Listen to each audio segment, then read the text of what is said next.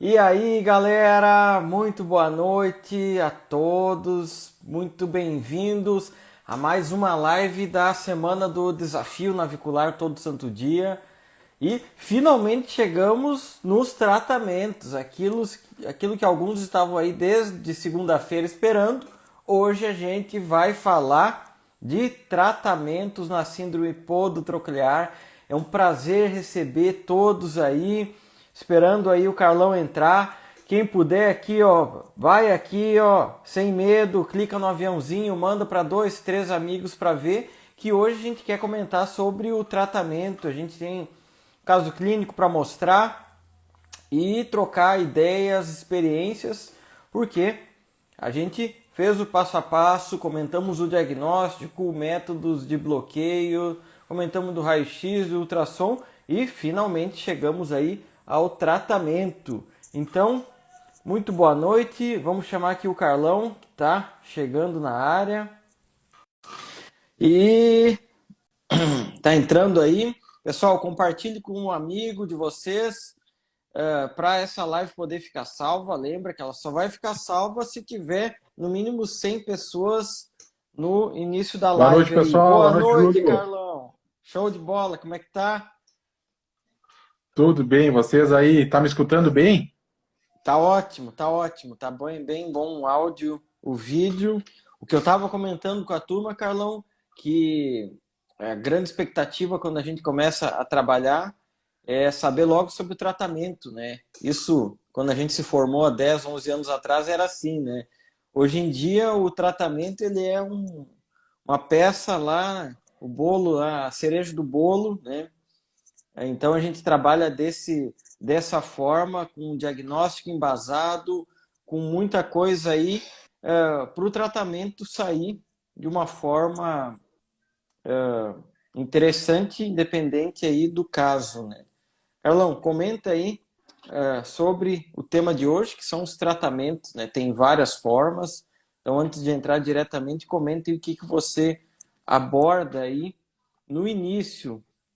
Como que você monta um plano de tratamento, tá? Porque isso serve para quem é mais novo e quem é mais velho já aprendeu errando muito, né? Muitas vezes, e eu acredito que o Carlão seja assim, o tratamento muitas vezes é baseado mais no contexto do geral, da prova que o cavalo vai, do tipo de estrutura e manejo, quem é o treinador ou o ginete que vai montar esse cavalo, né? É claro que o diagnóstico tudo influencia lá no final, né? Mas hoje eu penso muito mais nesse ao redor do cavalo antes de montar o plano de tratamento do que só lá pegar e infiltrar a bursa do navicular, por exemplo, né? Tem todo esse contexto aí que eu acredito que influencia muito, né, Carlão? Acho que é bem por aí, né, Júlio? Acho que olhar o todo é sempre, eu acho que o melhor caminho a seguir. Só que o que eu vejo muito, né, Júlio, às vezes, né, conversando com colegas e até mesmo proprietários, né, porque quando a gente fala navicular, né, sentir um navicular, o proprietário já sabe, um navicular, de novo, sabe, que já teve um cavalo que já sentiu, ou teve um amigo que já... Então, digamos assim, o navicular e laminite são duas estruturas que os donos conhecem bem, né? E muitas vezes, conversa com colegas ou proprietários fazem o seguinte questionamento ou afirmação: mudou muita coisa de diagnóstico e pouca coisa de tratamento. Eu tenho um conceito um pouco diferente dessa frase, porque no momento que a gente muda o diagnóstico, consequentemente a gente muda o tratamento, se a gente interpretou corretamente esse nosso diagnóstico. Então, eu acho que sim, muita questão mudou a nível de tratamento, né? Só que não pontualmente, digamos, em medicações, né? Tal medicação foi lançada para navicular, tal medicação foi Exato. lançada para tendinopatia. Não. Mas o contexto diagnóstico mudou, então a nossa conduta com isso mudou também, né? Teve uma revisão um artigo científico, fizeram uma revisão no PubMed, aquele né, de procurar artigos científicos, Uhum. das últimas 98 publicações relacionadas à dor de casco, quase 70% tinham direcionamento para o diagnóstico. e para o tratamento apenas, né, o restante, em torno de 30%. Só que, na verdade, as duas, né, estão comunicadas. Se mudou o diagnóstico, o nosso tratamento muda, né, exponencialmente, até mesmo usando a mesma medicação, mas, como tu falou, com pontos diferentes de repouso, reabilitação, entendimento um pouco mais de biomecânica do casco, né? Então, eu acredito sim, eu sou da teoria que o tratamento mudou, né, principalmente baseado no diagnóstico nosso, que mudou dentro da síndrome potrocolear. Né? A gente hoje entende que os tecidos moles são uma realidade, geralmente são os primeiros afetados, que a interfalangiana distal, como a gente conversou ontem, tem uma relação direta com a síndrome potroclear, então, ou seja, o nosso tratamento também muda em relação a ela, né? Então, eu acho que mudou, sim, muito a questão de tratamento pelo nosso entendimento do diagnóstico, né? Exatamente. Eu concordo plenamente com esse conceito, né?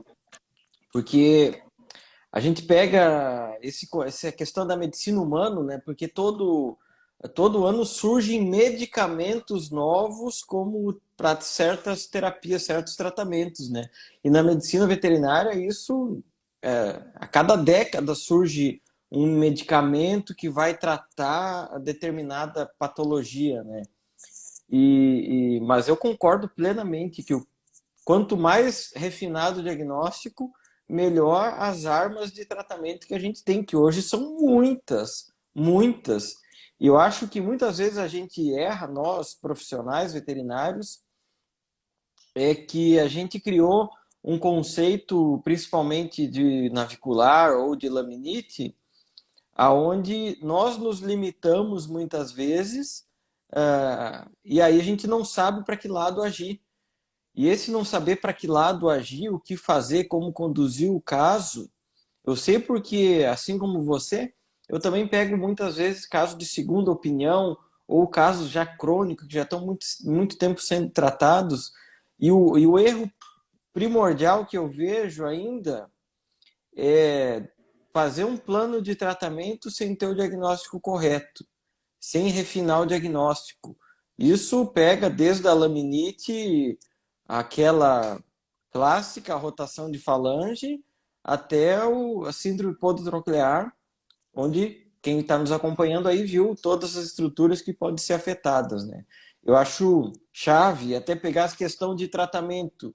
Qual é o único tratamento de medicamentos aí que se provou com o tempo, desses que a gente usa interarticular? Pô, é o corticoide, se usa, vai fazer 100 anos já, quase que se usa corticoide em cavalos. Mas ele é a única alternativa? Não, não é.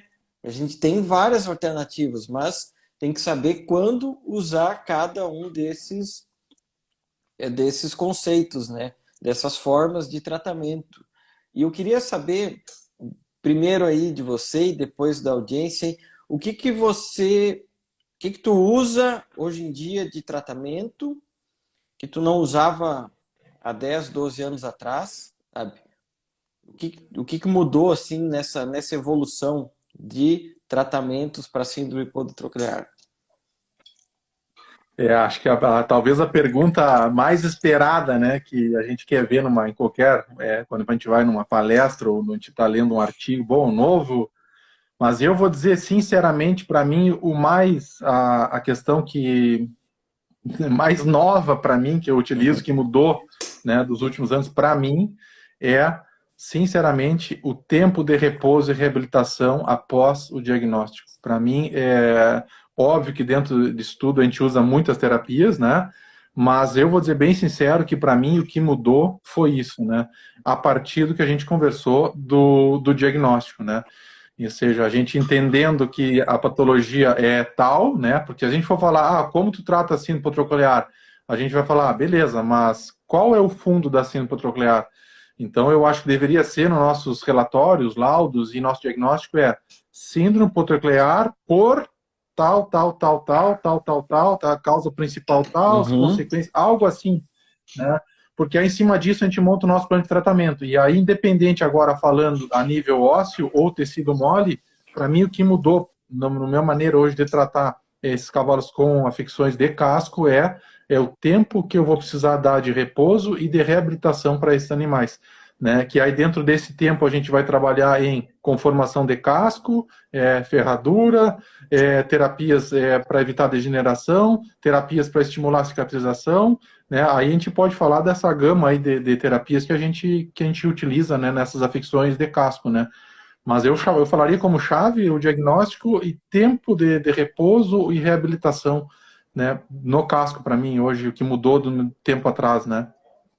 E o que é interessante frisar, que o tempo de repouso não é simplesmente deixar o cavalo parado numa cocheira por 6 meses ou solto no piquete. É exatamente, eu tenho certeza que se a gente falar com veterinários do mundo inteiro que trabalham com cavalos atletas, hoje a palavra do momento não é tratamento, é reabilitação dinâmica, não a reabilitação com o cavalo parado. Então, quem é da área de fisioterapia aí entende muito melhor do que nós o contexto da reabilitação, mas pô, faz parte realmente, né? Então, eu vejo assim, ó, E, pode falar. não, eu ia te falar agora, eu vi aqui o Léo entrando, né, o ferrador aí, uma oração, e uma questão também correlacionando, né, o tratamento subotropiar, inevitavelmente ela passa pelo ferrador e pela comunicação ferrador-veterinário. Então, não adianta a gente esperar ferraduras milagrosas dentro dos tratamentos, né, se a gente não está compreendendo a patofisiologia da lesão. Por exemplo, mas botei Exato. tal ferro, não melhorou. Mudei para tal ferro, não melhorou. Bom, beleza, mas qual que é o fundo da síndrome hipotroclear? Se ele está com um tendão rompido, não vai ter ferradura que pare, não vai ter corticoide que segure a claudicação por um tempo. Então, eu acho que tanto mudou para a gente, enquanto veterinários, quanto para ferradores que necessitam, né, de um diagnóstico mais preciso para fugir da frustração, digamos assim, né? O tratamento, às vezes, é Exato. diretamente relacionado com frustração, né? Exatamente. E dessas terapias articulares, quais que tem sido a tua escolha? Assim, claro, tu pode até colocar uma graduação de acordo com o nível de lesão aí, mas comentem mais ou menos o que você que tu tem trabalhado. Eu queria saber do público aí, de quem tem nos acompanhado esses dias, o que tem aprendido. Quem quiser, coloca aqui nos comentários o que vocês têm aprendido nesses dias aqui. E sabe, um conceito importante que eu tenho tentado levar, que o aprender em si ele é fácil, mas o aprender e aplicar, esse sim é o que gera resultado, né? Então eu já tenho algo que depois no final da live eu vou falar o que eu vou começar a aplicar que eu aprendi aqui discutindo casos junto com o Carlão. Eu quero ver aqui, ó, quem coloca aqui nos comentários o que viu, aprendeu e vai aplicar no dia a dia, que essa somente aprendendo e aplicando que acontece a verdadeira transformação de você evoluir para melhorar a condução dos casos, né? Então aí, Carlão, comenta articulares, o que você tem usado? Articulares, assim, geralmente de primeira linha, né, Júlio, falando uma lesão, digamos assim, ainda de diagnóstico precoce, não muito tardio. Primeira linha, eu utilizo o ácido hialurônico, tá? Aí, dependendo, eu vou associar ele com um corticoide de deposição, uma triamcinolona, ou um corticoide de curtação, uma Dexa, dependendo, às vezes, se pode ter um envolvimento tecido mole ou não junto, né? Em terapias, às vezes, digamos assim, casos mais que digamos assim, que eu tenha um receio maior ou que já foram aplicados por, né, corticoide prévio, eu utilizo o gel de poliacrilamida, né, o Noltrex, especificamente prefiro até o Noltrex em relação ao Artramide, e às vezes intercavalos já com lesão mais grave, crônica, ou até mesmo às vezes digamos assim, com um prognóstico já não tão bom, muitas vezes já parto direto para o estanozolol. Né? Então, Uhum. a nível de articulares, o que tem usado mais são essas terapias. Tá? Certo. E, claro, sempre só entendendo a interação delas com o tecido mole ou não. Né? Sim, sim, claro, claro. E, E, e, na, claro, bu- e- e e depois isso serve para bursa também, ou tu está falando interfalangiana distal? interfalangiana, né? Articulares seria Sim. mais, pensei Uhum. em interfalangianas, né? Aí, para a Certo. bursa, Geralmente o que eu vejo na bursa é o entendimento por que essa bursa está inflamada, né? Então, para mim, geralmente, na maioria dos casos, é a correlação delas com tendinopatias. Então, eu tento Uhum. interpretar se a tendinopatia é aguda ou crônica, né? Ou seja, sendo tendinopatias mais caráter agudo, aí eu faço esse entendimento, ou tento fazer o entendimento através do histórico e da imagem ultrassonográfica, né? Uhum. Aí eu trato com terapia autóloga, às vezes, né? Aí diretamente procuro fazer mais intralesional, ou seja, no próprio flexor digital profundo, o Aham. plasma rico em plaquetas. Pós aplicação plástica em plaquetas ou previamente, aí depende muito do caso e do quão distendida está essa bursa, às vezes eu utilizo um acelurone com Dexa, tá? E quando é algo crônico, ou seja, que o flexor digital profundo já está num caráter mais crônico, eu vou infiltrar essa bursa com acelurone e transinolona, e Aham. nos dois casos eu gosto muito da associação do shockwave, né? Acho um resultado bem significativo do shockwave aí, o eletrohidráulico nessas tendinopatias de profundo, né? E Certo. em ambos os Boa. casos, claro, Tu né, a questão da comenta, biomecânica, comenta né? só um pouquinho, Carlão, antes de entrar na biomecânica, porque talvez muitos não sabem direito como funciona o shockwave, explicar sobre esse eletrohidráulico, que é diferente do pulsátil. Então, só comenta aí quanto tempo tu usa e que casos aí tu tem tido resultados melhores. Tá. Eu não tenho propriedades assim intelectuais para especificar, né, vibração ou ondas de choque específica, né? Mas O a minha eletrohidráulico, experiência assim pessoal, mais prática. é aquele shockwave grande que faz um tá, tá, tá, e é caro, tá? Ele é muito mais caro que o outro, tá? É isso que o Carlão é o resumo, mas aí fala aí quando que tu usa. E não, e até com a comparação, né, para falar a experiência clínica eu tive utilizando o eletrohidráulico em relação aos demais, eu gostei mais da resposta de imagem e clínica do eletrohidráulico, né? Então, procuro usar às vezes, quando tem um tempo mais apertado, né? Porque fala, depende muito do animal que estou tratando, com intervalos de 20, 25 dias, cavalos que eu tenho mais tempo de tratamento a cada 30 dias, né? Mas principalmente o que eu Uhum, procuro fazer é passar bem especificamente aonde se encontra a lesão, né, para o operador do shockwave, né? Então, ou seja, se é uma claro. lesão de profundo na quartela, lóbulo medial, lóbulo lateral, bom, que se estende em toda a quartela, não, ela está na porção suprasesamoideia entre os bulbos, não, é uma que está bem infrasesamoideia, preciso de shockwave pela ranilha. Então, essa correlação, né, do clínico com o operador de shockwave, que é um médico veterinário de altíssima competência, né, com os que a gente atua, né, mais de um, eu acho que é fundamental, né, porque eles nos trazem informação também, bom, aqui eu acho melhor esse, qual a profundidade da lesão, Sim. então é esse trabalho integrado, né, mas como você falando mais a nível de tecido mole, em tecido duro, né, digamos assim, osteoartrite, algo assim, eu tenho pouca experiência para falar, né. Sim. Mas tu já tentou usar em alguma osteoartrite interfalangiana? Tô falando, sabe, aquelas que o Hum, cavalo já tem algum cunho degenerativo, nunca tentou usar, não. não tentei usar, Júlio, não sei se você tem já alguma experiência sobre isso, Não, eu também. Shockwave acaba que eu também uso, quando solicito, uso mais a lesão de tecido mole ou quando tem muito lesão proximal de ligamento suspensório ou ramo de suspensório, né? Então, essas são as experiências que eu tenho com Shockwave. Também nunca usei específico para tratar ou osteoartrite, né? Até porque o mecanismo já é outro, o padrão de dor já é outro, né? E, enfim, eu acho que eu não tenho certeza se ele é, é e, exatamente a vou terapia indicada, né?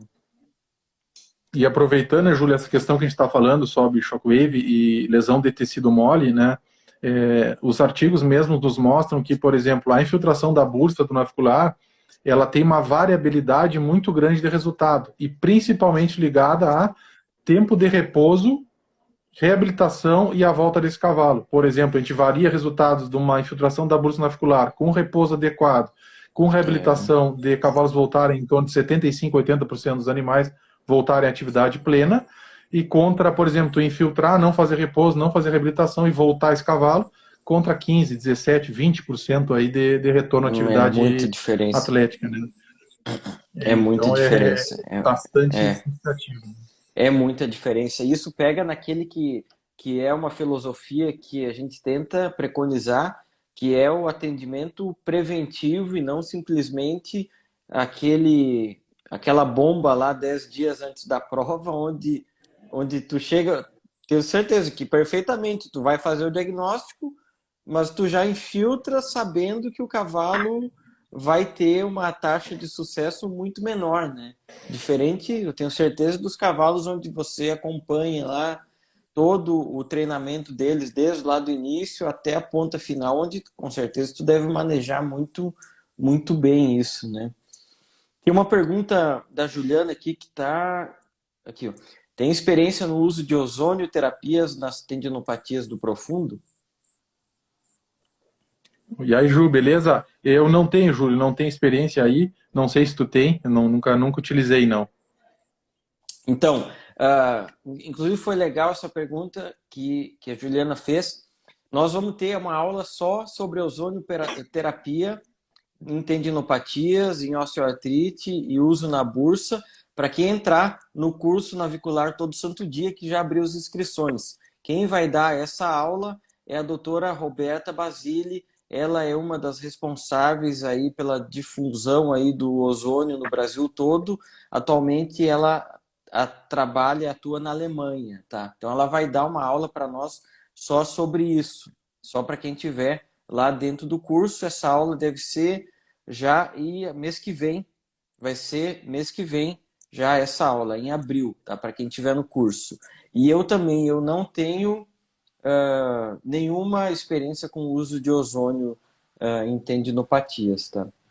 Inclusive, essa aula que a Roberta vai dar para a gente no curso navicular todo santo dia, pô, eu tô ansioso porque eu quero saber realmente, porque é uma terapia que muitos utilizam, né? E cá entre nós utilizam com pouco critério de diagnóstico, né? Utilizam porque a maioria está usando, não porque realmente tem um refinamento do diagnóstico. Se eu estou falando mentira sobre isso, comenta aqui. Fala, Júlio, tu não sabe nada sobre ozônio, isso é mentira. Em Júlio, e uma questão que a gente estava falando antes, de repente a gente falar sobre mais terapias, sobre as tendinopatias de flexor digital profundo, para mim, o grande X da questão é a gente entender que o flexor digital profundo, na porção do casco, né, tanto a suprasamoideia, partela, menos, mas igual, muito significativo, ele se comporta completamente diferente da região do flexor digital profundo do metacarpo, né? Por que que a gente fala isso, né? Exatamente. Por exemplo, se eu Uhum. tiver uma tendinopatia de metacarpo de profundo, sutil, moderada, digamos assim, eu posso, às vezes, pensar num retorno de 3, 4 meses aí de um cavalo. Uhum. Se eu tiver uma Sim. tendinopatia na porção suprassamoideia ou sesamoideia ou infra, que é pior ainda, a gente tem que pensar em torno de 8 meses, né, pessoal? Então, por isso que a gente fala que o que mais mudou, né, nessas terapias de simplicidade por tendinopatia, por exemplo, é o tempo. E o tempo está relacionado com a gente minimizar a frustração para a gente, enquanto clínicos, e para proprietários e treinadores, que são quem nos cobram, né? Então, uma coisa é a gente falar, bom, está retornando daqui a 3 meses. Daqui a 3 meses ele vai te cobrar. Bom, e aí? Outra coisa, tu vai É. falar, bom, essa lesão, ela pode ser de 8 meses até 2 anos de cicatrização, né? Então tu tem, digamos assim, muito mais flexibilização para tu tratar esse cavalo, né? Não adianta a gente pensar Exatamente. em tendinopatias com tempo curto. Infelizmente, essa é o que os trabalhos têm mais nos mostrado, né? Que são muito difíceis de cicatrizar e muitas vezes elas não cicatrizam por completo, né? E isso que tu falou do tempo, da reabilitação, que precisa aí um trabalho de equipe, como em qualquer tratamento, mas em específico em tendinopatias de profundo, porque não é um tratamento curto, né? É prolongado. É uma baita oportunidade para quem atua na área de fisioterapia trabalhar em parceria com os clínicos, né? E eu vejo pouca gente fazendo fisioterapia de reabilitação de tendinopatias no profundo no casco. Por quê? Porque não tem diagnóstico. É simples assim. Então é exatamente esse o intuito que eu e o Carlão montamos o curso navicular todo santo dia, que é para melhorar o diagnóstico. Se você aí melhorar o teu diagnóstico, você vai ter mais reabilitação na fisioterapia, você vai ter mais chance de sucesso.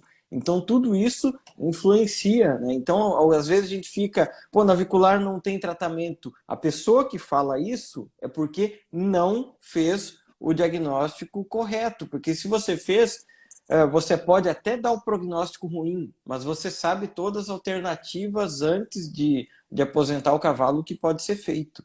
Com certeza. Eu Ei, tenho uma Júlio, pergunta, Carlos. Fala aí. posso falar antes da pergunta aí? Claro. Até em relação a essa questão, tu diz das reabilitações das tendinopatias, né? Esse final de semana, inclusive, né, amanhã, né, se tudo der certo aí, está competindo um cavalo que a gente teve justamente um trabalho em equipe com reabilitação, fisioterapia, e é um trabalho já de 1 ano e meio, né? Pós o diagnóstico da patologia de uma tendinopatia de profundo, 1 ano e meio para o cavalo retornar à competição. Né? E esse cavalo está competindo, né, amanhã, se tudo indica, sem, digamos assim, sem estar bloqueado, sem precisar infiltrar bursa, assim, porque a tendinopatia, né, foi tratada. Deixou sequela? Sim, com certeza, porque às vezes a gente já pega ela num estágio de cronicidade, como tu falou, muitas vezes já foi utilizado infiltração, já foi digamos assim, exigido desse animal com o efeito da infiltração em cima de uma tendinopatia, então a gente aumenta a lesão, né, piora a cicatrização em função do corticoide de deposição.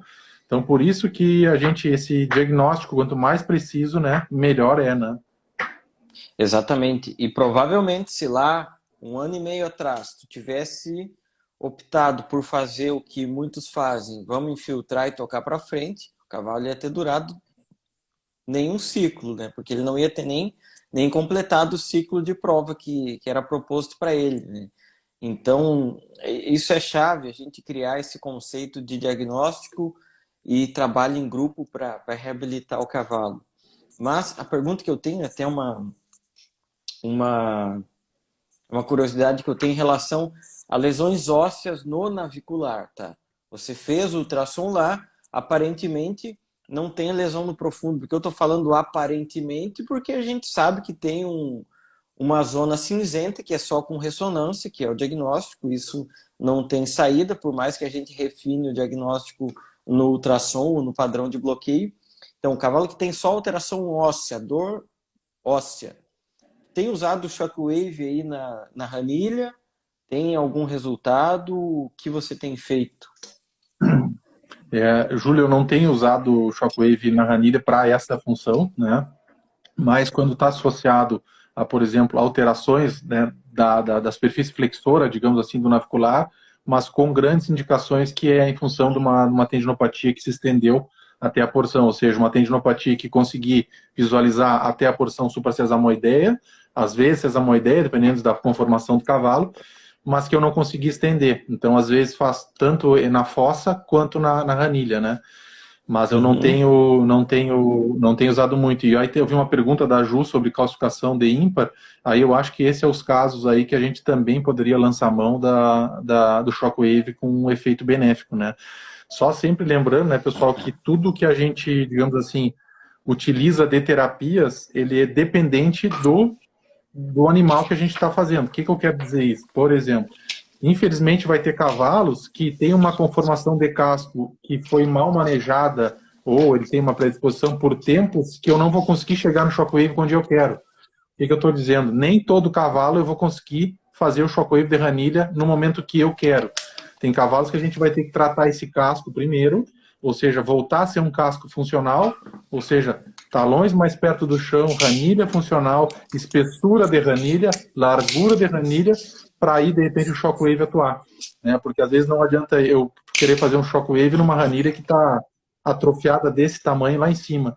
Ela não vai servir de janela Exatamente. acústica, então meu shockwave vai ser de baixa eficiência. E isso eu trago essa questionamento por também a mesma questão do tialudronato ou dos outros bifosfonados, né? Que muitas vezes eles são queimados no mercado em função de estar sendo usados em casos inapropriados, né? Que ou seja, que a gente vai Exato. esperar uma evolução, mas aquele não é o problema principal do cavalo, né? Ou seja, eu tenho um navicular com Exatamente. degeneração, eu fiz o Children e esse não respondeu bem, mas ele estava com o profundo rompido, um exemplo. Exato, Não vai responder exato, bem, né? exato, exatamente, exatamente. E dessa pergunta do ligamento ímpar, eu vejo que a calcificação do ligamento ímpar é provavelmente isso aqui, só para mostrar onde é o ligamento ímpar, para quem não conhece, esse é o ligamento ímpar, tá? Que provavelmente essa calcificação é consequência ou de alguma alteração na interfalangiana distal ou de lesão no profundo, tá? Porque aqui bem onde está o risco de baixo, aqui, ó, é onde está o profundo. Então é bem comum o cavalo fazer lesões aqui insercionais do profundo. Esse profundo vai começar um processo de formação de tecido de granulação para cicatrizar e ele vai se aderir ao ligamento ímpar. Na ressonância é um achado bem comum em cavalos que têm essas tendinopatias de inserção aqui de profundo, fazer aderência aqui no ligamento ímpar, e aí essa aderência vai levar a fibrose, que lá no final da história pode virar uma calcificação, né? Então, eu vejo desse ponto de vista e aí teria que tentar buscar qual que foi a causa disso, mas geralmente se já calcificou, é muito trabalhar na mecânica, avaliar o casco, se tem atrofia de ranilha, se não tem, e descartar aí uma possível lesão ativa de profundo e com certeza vai ter que tratar essa interfalangiana distal. O que você comentou quanto ao Children aí, bem ou mal, é um medicamento que já está aí mais de quase 20 anos que foi lançado, que está no Brasil já tem mais de 10 anos, né? E ele, dentre todos os medicamentos, ele é um dos únicos que tem para tratar alterações ósseas, e os estudos dele, na época, foram conduzidos bem específicos para alterações ósseas no navicular, né? E eu tenho tido bons resultados com o Children via perfusão regional, quando eu tenho lesão óssea no navicular, né? Em Júlio, não, tá, para mim tá cortando. Tu tá me escutando bem aí? Cortou um pouco teu para mim. Então, não sei, porque tu tá meio travado aí. O pessoal só me fala aí se eu tô travado ou o Carlão. A Cíntia, beleza? Ela fez um comentário aqui. Tem observado que quando já visualizamos osteoartrite no raio-x, tende a acelerar o processo com as infiltrações sucessivas e outros, quando conseguimos uma resposta com ferramentamento, conseguimos controlar a progressão por mais tempo, né? Com certeza, né, Carlão? Quando a gente já vê alteração radiográfica na interfalangiana distal, a gente vai ter que tentar controlar essa osteoartrite. Eu acredito que o ferrajamento é questão chave, né, Carlão? Se tu quiser comentar algo, nessas osteoartrites aí, pô, se eu conseguir achar os casos aqui, ó, eu tenho aqui, ó, casos com início de processo degenerativo na interfalangiana distal, que eu fui lá, enfiei a agulhona cheia de corticoide e 3, 4 meses depois os cavalos estavam colapsando a interfalangiana distal. Tive aqui, ó, vários casos. Mas por que tu infiltrou? Aí entra no contexto, né, Carlão? O cavalo tem que correr, é a prova da vida, mas, enfim, são coisas que acontecem, né? Então comenta aí, Carlão. Eu acho que para mim, se a gente pensar no tratamento, a gente tem que pensar sempre na causa, né?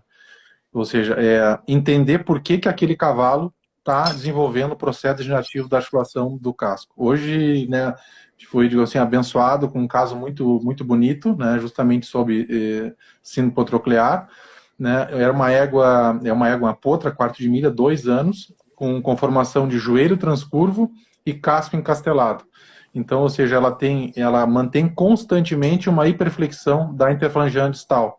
E a gente sabe, né, por estudos científicos, que essa hiperflexão da interfalangiana distal acaba ocasionando talões mais altos, e os talões mais altos elevam a pressão intraarticular, né? Então, foi um caso bem agudo, né? É um animal, teoricamente, que vai ter um nível alto de competição. A primeira coisa que eu tenho que fazer, fora, claro, pensar em controlar, né, o processo degenerativo, a calcificação de cartilagem alar, o aumento da invaginação sinovial no navicular é eu melhorar a causa dela. O joelho transcurvo eu não melhoro mais, mas eu consigo melhorar a conformação de casco dela. Eu consigo aliviar a pressão na intervalo distal, colocando um eixo podofalange correto e retornando a essa questão do órgão de entese que a gente fala, diminuir a tensão no órgão de entese, que é a região podotroclear. Como? Com um bom casqueamento. Depois, um ferrajamento adequado para aquele casco. Então, eu acho que tudo começa no casco.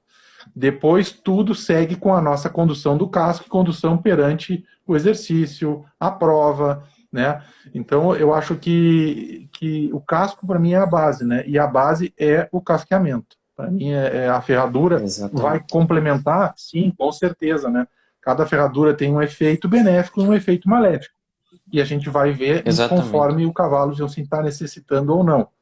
Né? Por exemplo, a gente pode trazer pensamento que um cavalo com bursite do navicular não poderia usar uma ferradura de decoração, que teoricamente poderia fazer mais compressão na ranilha, compressão de coxim, compressão da bursa. Mas, se a gente pensar que esse cavalo está com talão escorrido, ranilha mais alta que os talões, ele precisa de uma ferradura de decoração, senão eu não vou melhorar a causa do problema dele. Então, essa interpretação de casco, para mim, é fundamental no tratamento da síndrome podotroclear, né? É perfeita essa tua colocação. Inclusive, esse caso tu comentou, tu me mostrou as imagens. Esse tem que ser o caso para a gente já fazer a primeira aula ao vivo de quem estiver participando do curso navicular todo santo dia, porque é um caso top, que é onde tem toda a condução do fator causa até o passo a passo do diagnóstico, que não foi fácil, né? Alguém perguntou aqui sobre o OSFOS, tá? Intervalo de perfusão. Eu tenho um caso rápido aqui, eu vou mostrar, então, que aí exemplifica um pouco essas perguntas, né? Então, essa égua aqui, né? Uma égua crioula, né? Com uns 4 anos de idade, usada como crioula de sela, não de competição. Então, já mancava já alguns meses, e aí fui chamado para atendimento. Então, podem ver a claudicação severa, membro anterior direito. E aí, se vocês observarem a conformação dela, é o clássico do cavalo crioulo, né, Carlão? Mãos estevadas, ou seja, mãos para dentro, né? Então, mão direita, claudicação severa. E aqui, claro que eu fiz toda a avaliação clínica, mas só partir aqui para o bloqueio digital palmar, mostrar como que ficou após o bloqueio digital palmar.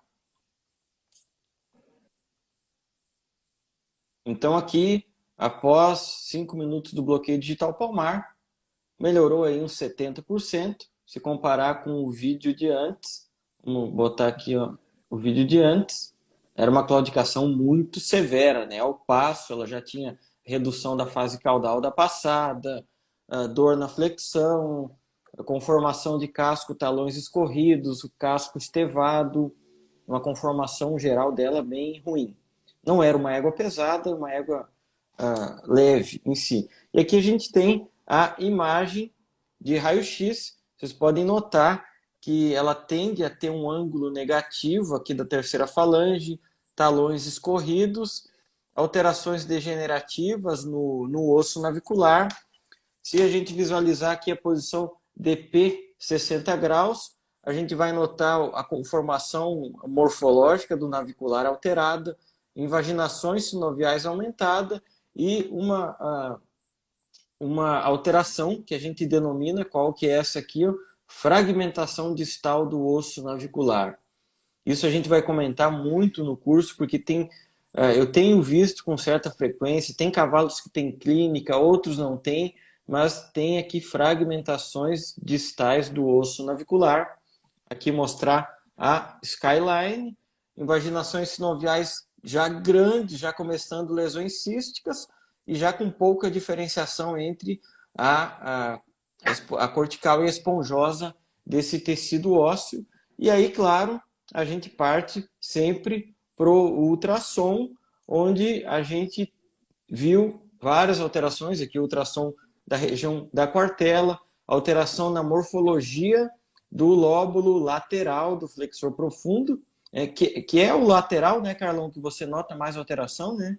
Não lembro se é. Isso. Exatamente.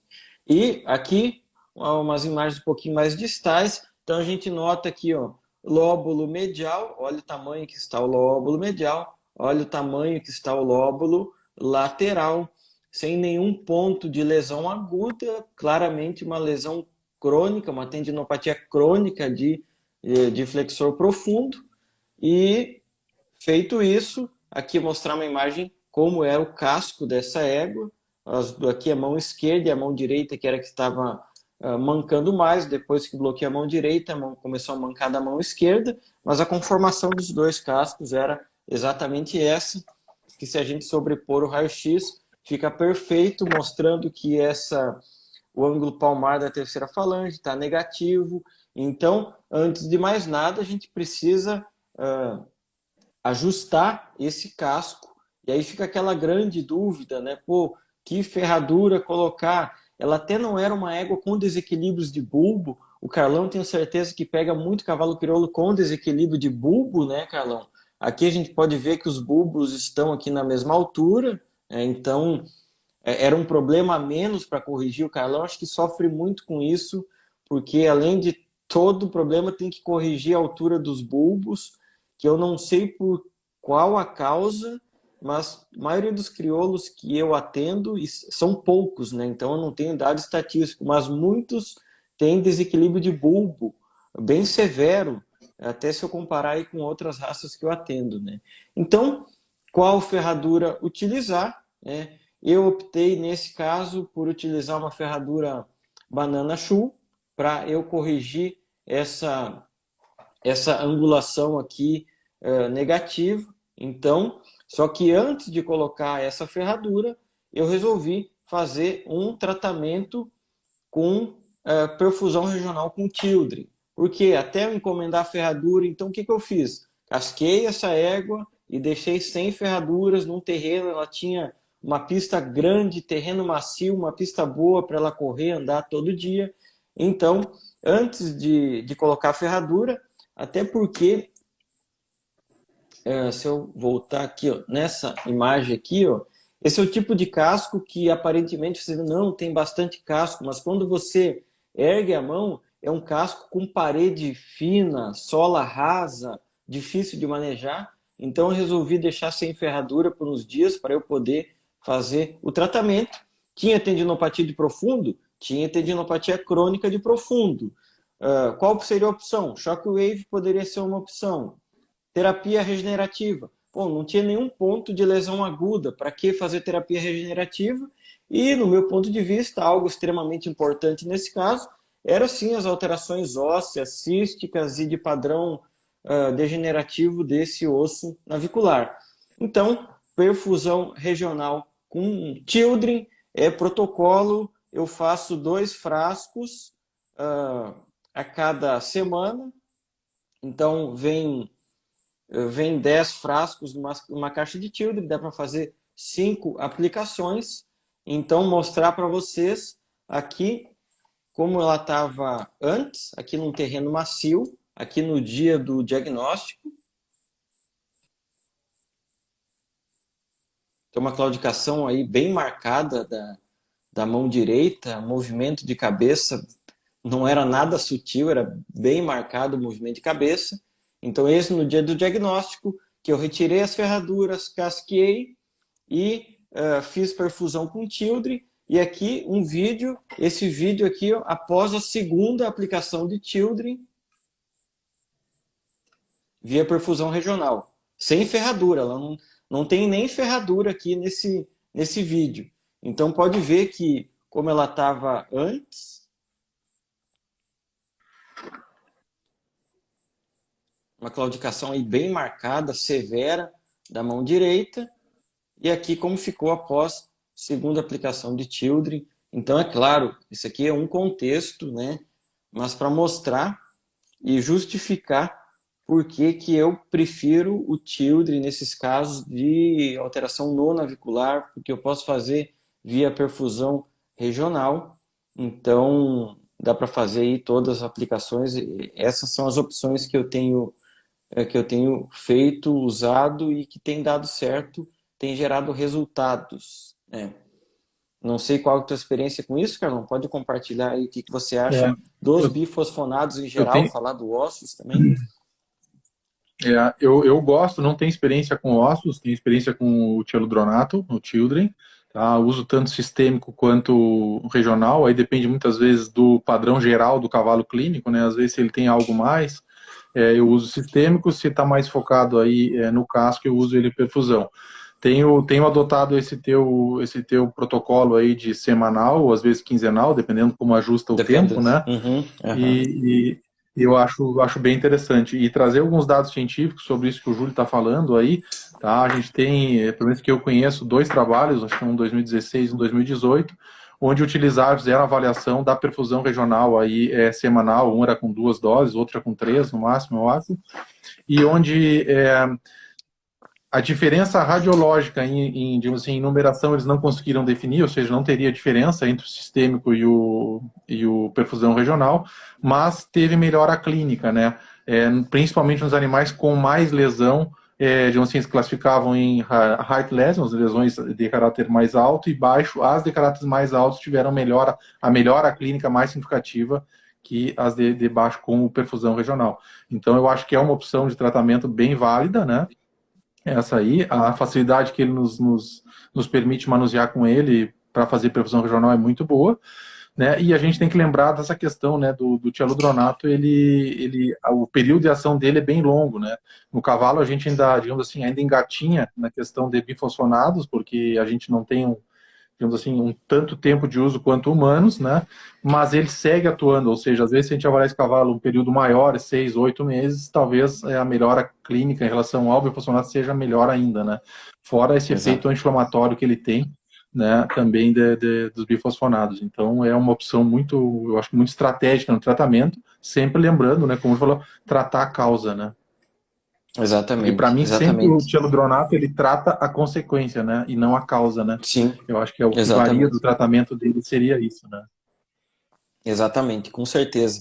E isso que tu falou dos bifosfonatos é exatamente isso. A gente tem uma discussão bem grande no mundo todo. Até uma das aulas que eu dei na mentoria, a gente discutiu isso porque tem muitos veterinários contra o uso já, porque a gente realmente não sabe o que eles causam no metabolismo ósseo realmente, né? A gente entende um pedaço disso tudo.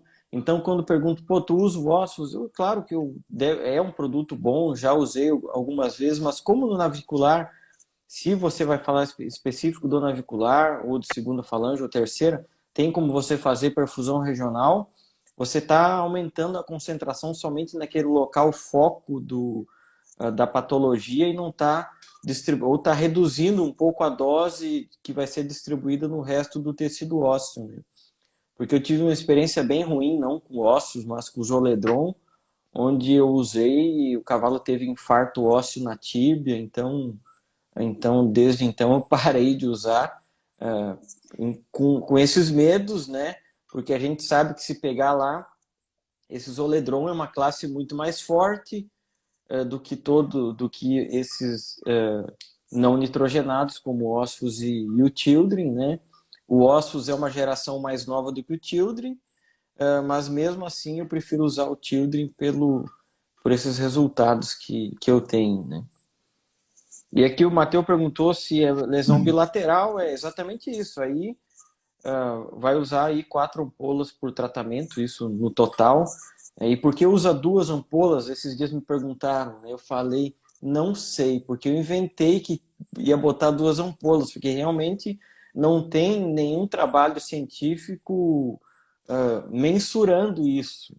E na verdade, se pegar os bifosfonatos, os bifosfonados em si, não tem uma dose que é a dose perfeita, né? Tanto é que, se tiver alguém da indústria, eles vão querer me degolar agora, né? Porque lá na Europa, eles vendem já fracionado o Children, tá? Eu deixo só essa questão do Sabe, ar aí. E Júlio, essa questão das duas ampolas, esse artigo de 2018, né, ele usou essa concentração de, acho que é da 0,2 miligrama por quilo, né, e ele teve, digamos assim, indícios que, né, nesses cavalos com lesão maior dele navicular, que ela teria um melhor efeito aí do que a 0,1 miligrama por quilo. Então, ou seja, acho que a gente não tem comprovação, mas a gente tem talvez indícios científicos aí Clínica, que né? é uma, digamos assim, que seja uma dose segura aí da gente usar, né. Então, acho que é bem Exatamente. interessante. Exatamente. E Algo uma outra que... questão que a gente pode falar sobre. Dale, dale, dale. Não, pode seguir. Segue, segue, segue. Segue. Não, que a gente, eu acho que a gente tem que evoluir. Eu acho que no Brasil, não sei se evoluir, ou se der, peço que se tiver gente que já trabalha mais tempo com isso, comente aqui, é sobre a bursoscopia do navicular após os diagnósticos, né, dessas tendinopatias e fibrilações. Exatamente. Eu acho que é algo que vai, digamos assim, agregar nos tratamentos, né, eu ainda não tive nenhum caso oportuno, assim, que o cliente, né, quis fazer a tentativa, mas eu acho que é algo que pode também nos beneficiar nos tratamentos. Aí o Davi Parra falou, mostrou alguns casos aquele dia muito interessantes, e a literatura também mostra que nos casos de fibrilação ela anda super bem nas dorsais ainda. Exatamente. Não tem ninguém no Brasil que faça isso com rotina. Realmente isso aqui no Brasil ainda é uma zona cinzenta, né? Espero que a turma aí do Guilherme, do Rolando, lá que tem a ressonância, comecem a fazer no Sul, porque isso eu acho que é um ponto de virada em muitos tratamentos, né? Eu tenho alguns exemplos aonde a gente notou melhor aí de colegas que eles fizeram, né? Inclusive o Davi, ele vai ser convidado para dar aula para a gente no curso navicular todo santo dia. Ele tem uma experiência muito boa para nos passar com tratamentos e diagnósticos de síndrome podotroclear. Então, ele vai fazer parte aí do nosso curso. Clínica do cavalo, então, só uma, no máximo 4 ampolas do Children. Eu não entendi a pergunta, se puder repetir mais claramente aí. Você comentou do Notrex, você nunca usou na bursa, né, o hidrogel, Carlão, pelo que eu entendi. Tá cortando para mim aqui um pouquinho, Júlio. Agora voltou. Não, o Tu hidrogel já na bursa eu usou? nunca usei, Júlio. Não tenho Tá. experiência. Uhum. Tu já usou? Não, também não. Tenho essa curiosidade. Não sei se o mecanismo dele vai ter uma atuação boa na bursa, né? Em função do profundo e tudo mais, né?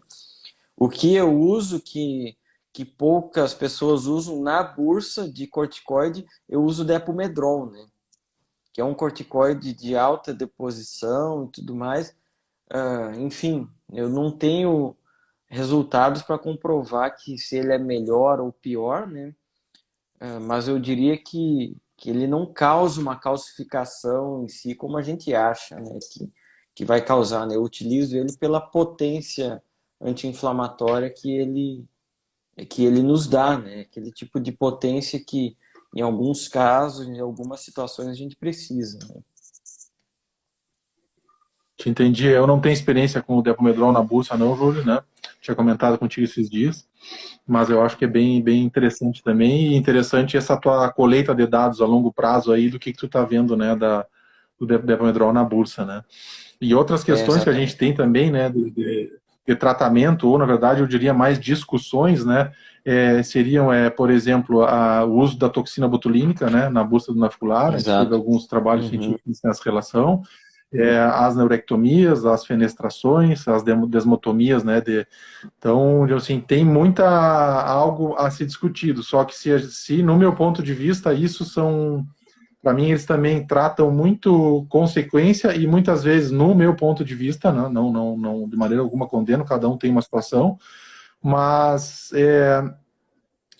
para mim são talvez às vezes técnicas que a longo prazo podem piorar esse animal, né? A gente pensando nessa questão principalmente do pensamento do órgão de entese, né? Um órgão de dissipação de impacto, dissipação de força. Quando a gente exacerba o uso dessa estrutura ou dinamiza ela, a gente pode ter consequências aí nada positivas para o futuro, né?